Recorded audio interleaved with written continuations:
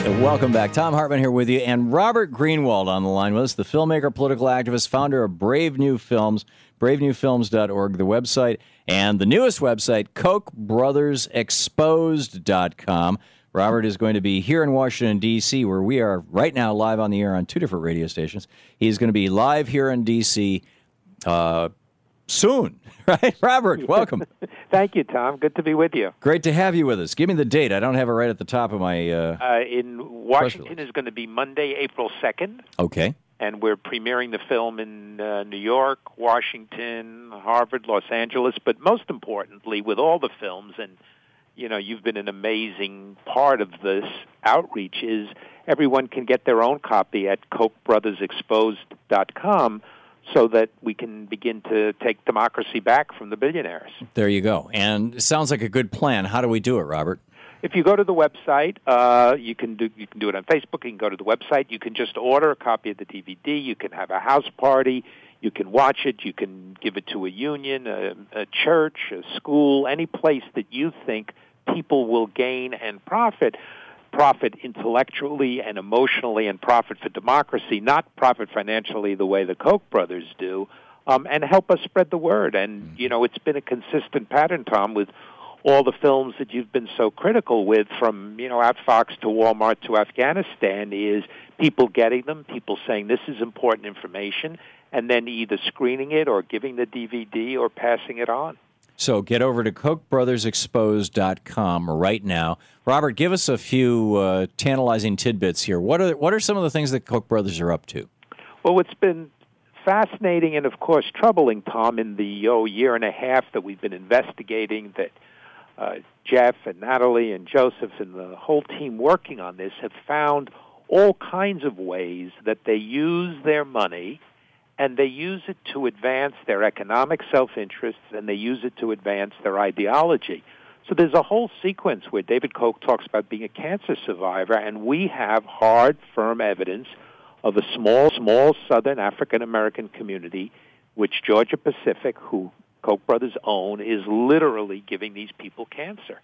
And the sequence is heartbreaking and powerful, but it shows what happens when money trumps everything. We have a sequence around their buying up the House Committee on Energy in order to make sure that there are no restraints of any kind. We have a whole section on, which I think is one of the most interesting things we've done, about how an echo chamber really works. You know, we hear that all the time. But on the Social Security echo chamber, we do the research showing that their think tanks have written over 200 different papers, all arguing the fallacies and the falsehoods about Social Security. Then we literally see those words from the papers being put in the mouths of pundits who they pay for, and then elected officials who they fund. So it cuts across the gambit, and of course we've got a wonderful interview with the guy in Wisconsin who pranked the Kochs and got David Koch on the line.